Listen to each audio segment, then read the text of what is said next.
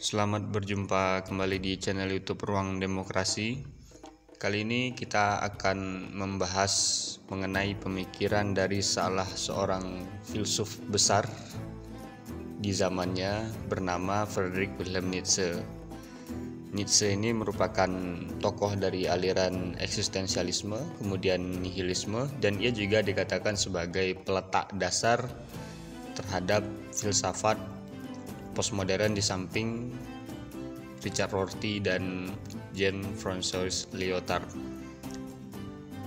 Jadi Nietzsche ini dia adalah seorang ahli di dalam bidang filologi, sastra kuno, penyair, dan sekaligus sebagai seorang filsuf. Nietzsche sendiri lahir di kota Rocken, Prusia, Jerman pada tanggal 15 Oktober 1844.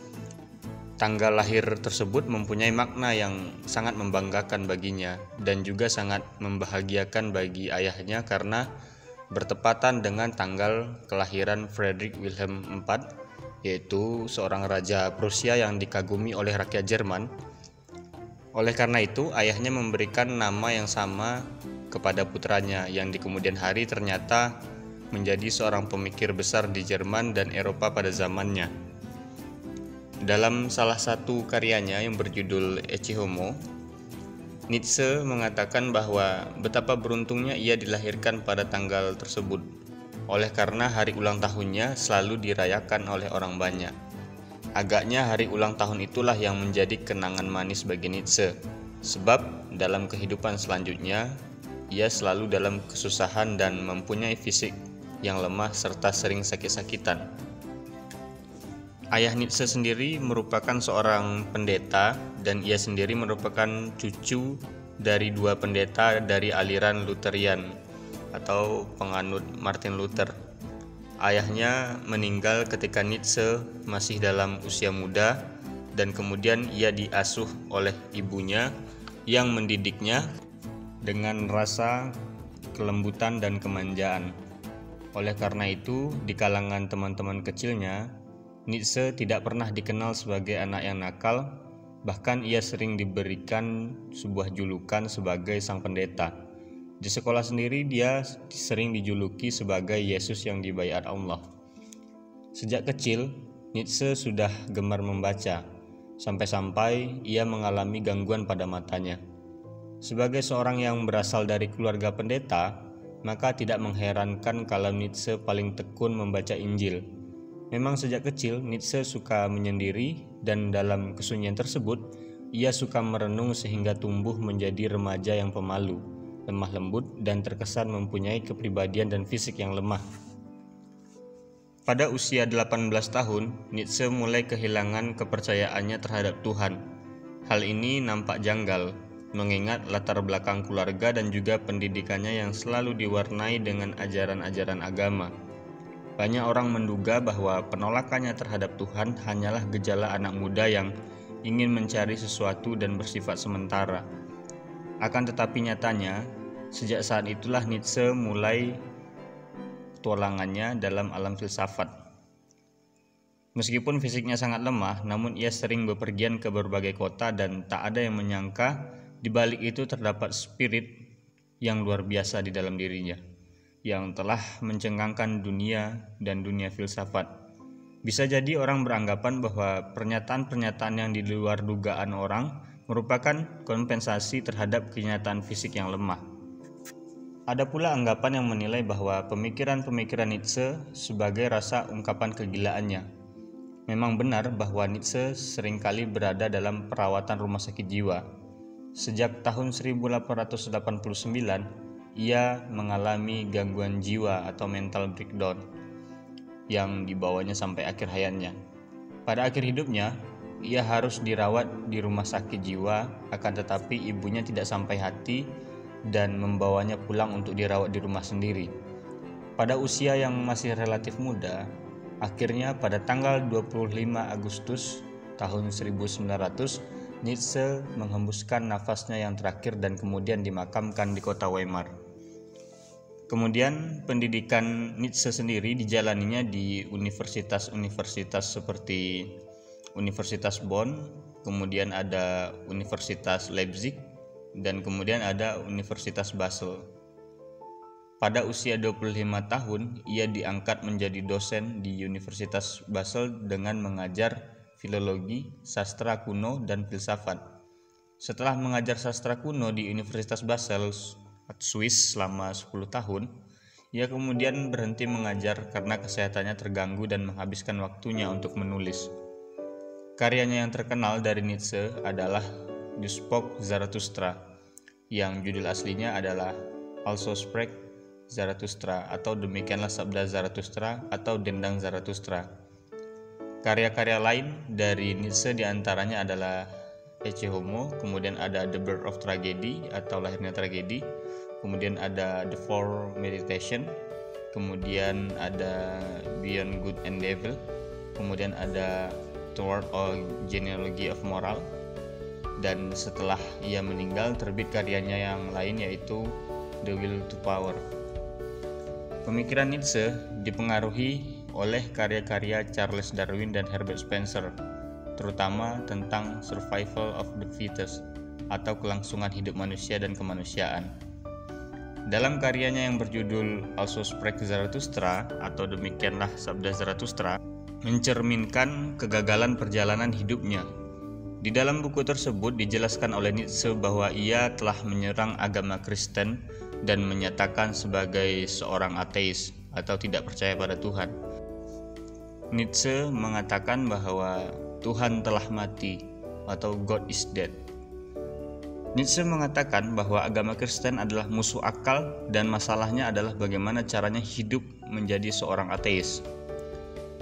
Maka untuk menggantikan kedudukan Tuhan, Nietzsche memberikan konsep Übermensch atau Overman yang dalam bahasa Indonesia diartikan sebagai manusia unggul, Superman, manusia agung, dan manusia kuat yang dianggap sebagai pencipta atau kreator.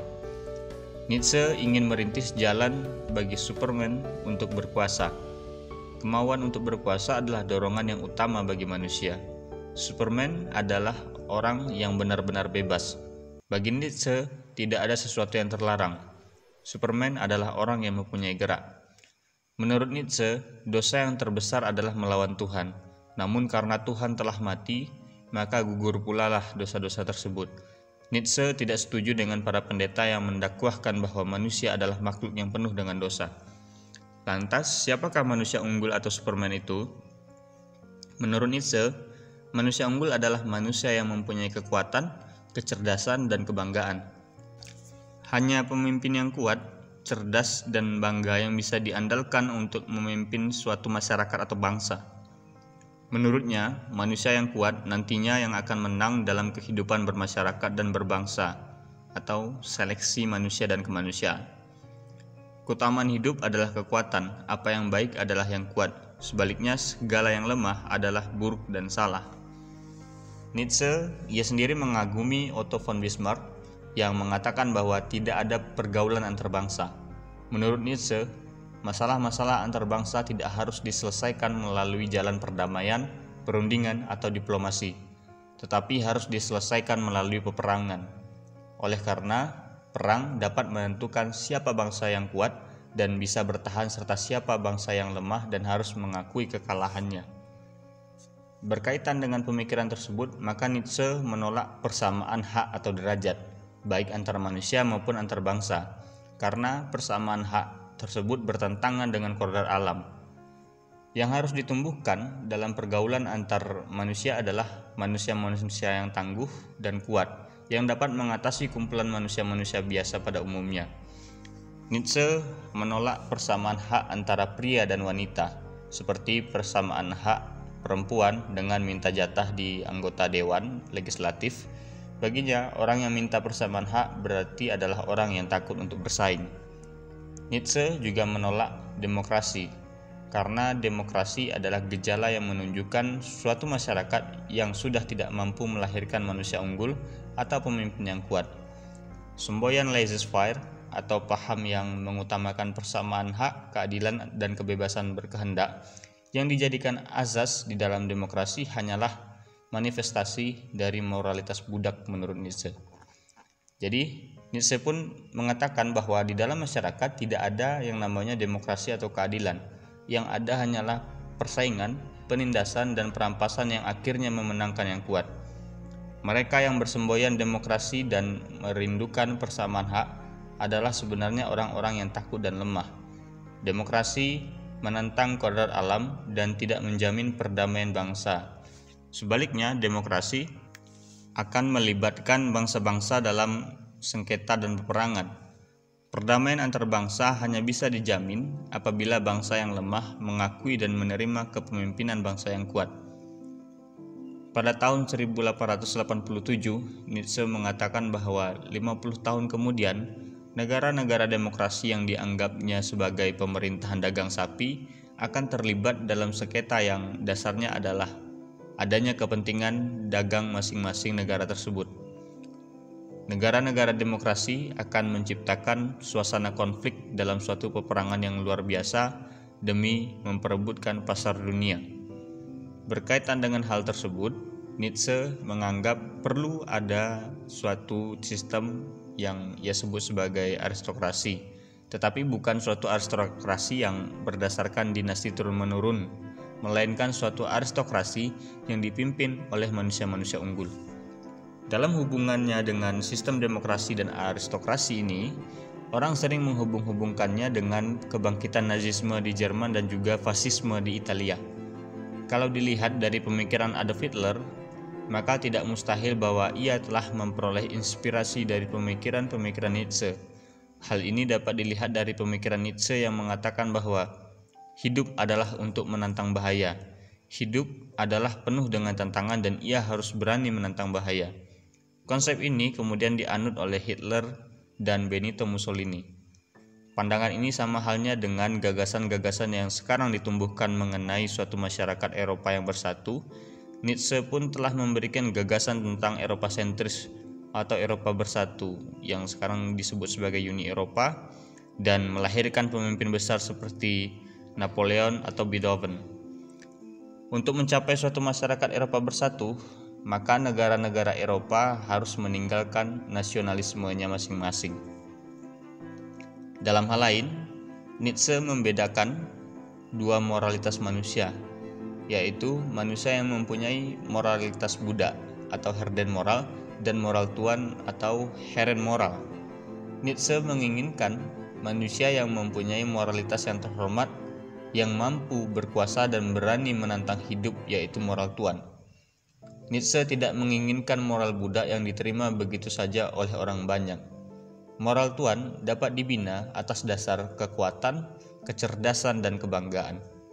Keberanian yang ditumbuhkan adalah berani menantang maut, berani menderita, dan berani berperang. Keberanian ini tumbuh dari semangat hidup dan kehendak yang kuat. Menurut Nietzsche, manusia adalah hewan yang tak pasti atau belum sempurna, berbeda dengan binatang yang sudah pasti dan sempurna dalam menjalani kehidupannya. Nietzsche mengatakan, "Aku lahir setelah kau, bukan aku dulu baru kau.